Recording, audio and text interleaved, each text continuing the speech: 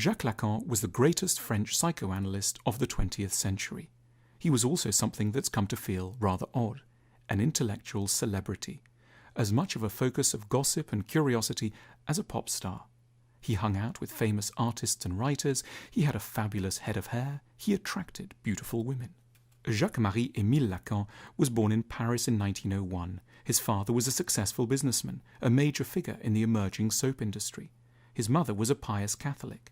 His elder brother became a Benedictine monk, but Lacan stopped believing in God at a young age. He became obsessed instead with philosophy and mathematics. At the age of 15, he wallpapered his bedroom with pages torn from Spinoza's Ethics.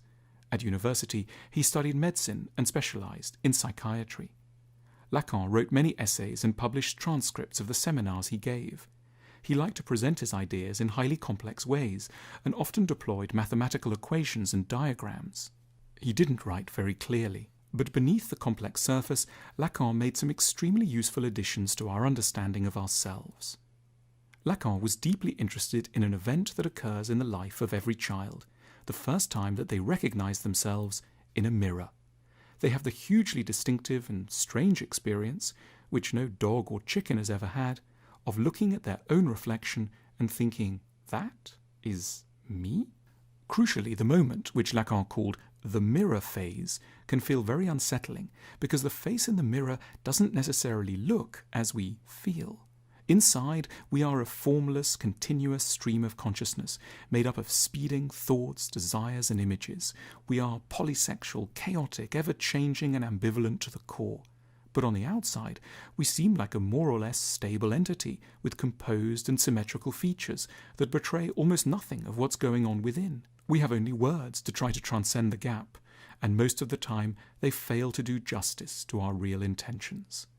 Not knowing how to say what we feel isn't a personal failing, it's an existential truth. The image in the mirror is by necessity far more one-dimensional than the entity that beholds it. This leads to a problem that follows us throughout life. As adults, we long for others to understand us in the deepest ways. But Lacan is preparing us to face the darker possibility that in fact other people will be resolutely stuck on the outside of us, assuming us to be pretty much as we seem, but heavily caricaturing us without meaning to.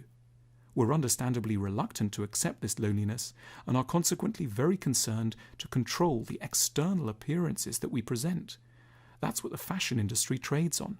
We hope that if we could tinker sufficiently with what other people see externally of us, perhaps our hair or the design of our collar, we may eventually be properly understood. But Lacan suggests a more difficult, mature move, that we accept that other people simply won't ever experience us the way we experience ourselves, that we will be almost entirely misunderstood, and will in turn almost entirely misunderstand. Lacan was famous for his extremely negative statements about romantic love. There is no such thing as a sexual relationship. Men and women don't exist. And most dramatically, man knows nothing of woman and woman knows nothing of man. Lacan was trying to get at an unpopular yet critical fact about romantic relationships, the extent to which we don't truly comprehend our lovers and simply peg a range of fantasies drawn from childhood experiences to their physical forms. It's a dark but in a way liberating idea. It invites us not to be upset when we don't feel a perfect rapport with someone who initially seemed like a soulmate, and it recommends that we certainly don't rush off in search of some more ideal partner if we're feeling less than perfectly understood. The connection we worry that we've lost is something we never actually had. Our relationship hasn't gone wrong through folly, error, or bad luck. It's following the ordinary path of love, which is to come to an awareness of its own fundamentally illusory nature. With Lacan's help, we can hold on to a more accurate picture of what is normal, to be more or less always alone. This is a foundation upon which we can build more mature and less frustrated relationships. Lacan was very active in intellectual life in the late 1960s. It was, of course, a time of great excitement around social change. There was the sexual revolution, great interest in communism, and lots of protests. Lacan's friends were extremely excited.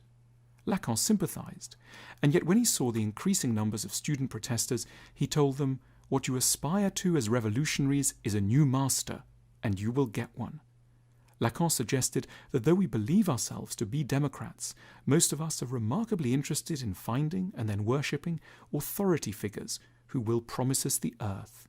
We desire to have someone else in charge who can make everything okay, someone who is, in a sense, an ideal parent, and we bring this peculiar-sounding bit of our psychological fantasies into the way we navigate politics. For Lacan, the truly talented politician isn't the one who knows how to whip up the crowd and ignites their semi-conscious, childlike dreams of perfection. It's the one who dares to be an adult, someone who has the skill to persuade people of the disappointing nature of reality, and who has the tact to do so without provoking unbearable rage and tantrums. Lacan never stopped trying to communicate a very difficult fact, what odd, immature and lonely creatures we are. It's because we refuse to recognize this and don't budget enough time to absorb the grief that we're more miserable than we need to be. Lacan constantly tested new and often unconventional methods to try to make psychoanalysis a greater part of our lives. He saw it as the natural place to wrestle with the conundrums of being human. He didn't like to call his clients patients because he didn't want them to think of themselves as sick or unusual. The only qualification for coming to analysis was to be human. Lacan thought a session could be quite short, sometimes just 5 minutes, if that's how one happened to be feeling. He even allowed his barber and pedicurist to visit while he was conducting analytic sessions. He wasn't doing this to be provocative, but rather because he was interested in exploring how insights might be delivered in a more relaxed way, so that they could reach many more people. Lacan was unafraid of mixing intellectual truth with worldly success, and thought it was just as important to influence politicians, artists, and everyday people as it was to teach philosophers or psychoanalysts.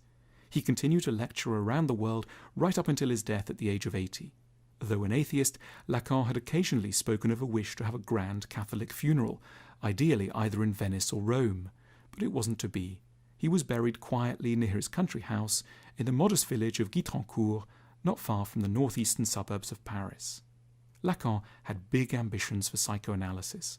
He hoped that it might transform the most powerful collective bodies of the era, like the Catholic Church and the Communist Party, and liberate them from some of their errors.